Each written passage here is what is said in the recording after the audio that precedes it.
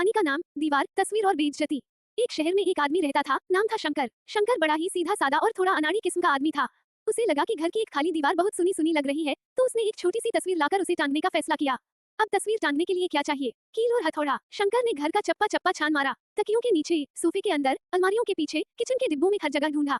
हथौड़ा तो मिला नहीं, पर एक चिमटा, एक पुराना जूता और अपनी शादी का कार्ड जरूर मिल गया। आखिरकार कहीं से एक जंग लगा हुआ हथौड़ा मिला, जो शायद डायनासोर के जमाने का था।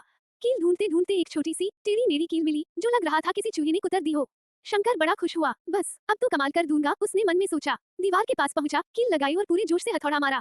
धड़ाम। कील तो अंदर गई नहीं, ऊपर से हथौड़ा फिसलकर सीधे उसके अंगूठे पर लगा। शंकर का अंगूठा पकड़कर नाचने लगा, जैसे उसे अचानक डांस का दौरा पड़ गया हो। उसकी आंखों से आंसू और मुंह से गालियां मन ही मन में निकल रही थीं। थोड़ी देर बाद दर्द कम हुआ तो उसने फिर कोशिश की। इस बार ध्यान से निशाना लगाया और धीरे से हथौड़ा मारा। टक। कील दीवार से टकराकर टेढ़ी हो गई। शंकर को गुस्सा आया। उसने सोचा, ये दीवार मेरी परीक्षा ले रही है। पूरे गुस्से से उसने टेढ़ी कील पर फिर जोर से हथौड़ा मारा।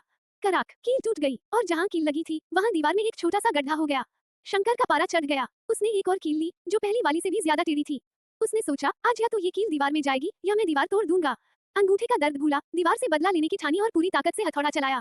धमाका। कील लगी नहीं, हथौड़ा फिसलकर दीवार पर लगा। छोटा गड्ढा अब बड़ा गड्ढा बन गया था और प्लास्टर का चूरा चारों तरफ बिखर गया। शंकर के बाल और कपड़े छूने से सफेद हो गए, लग रहा था जैसे अभी अभी भूत बनकर आया हो।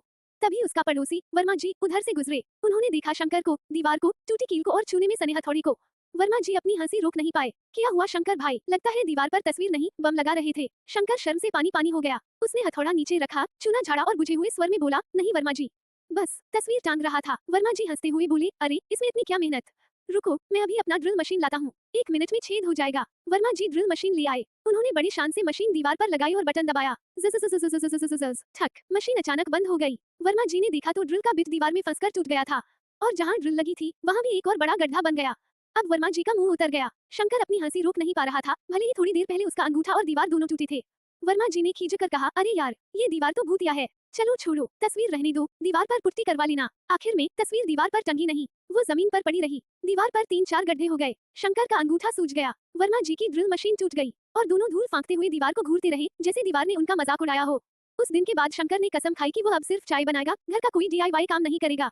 कहानी से शिक्षा, कुछ काम प्रोफेशनल पर छोड़ देने चाहिए, खासकर जब मामला दीवार और हथौड़ी का हो।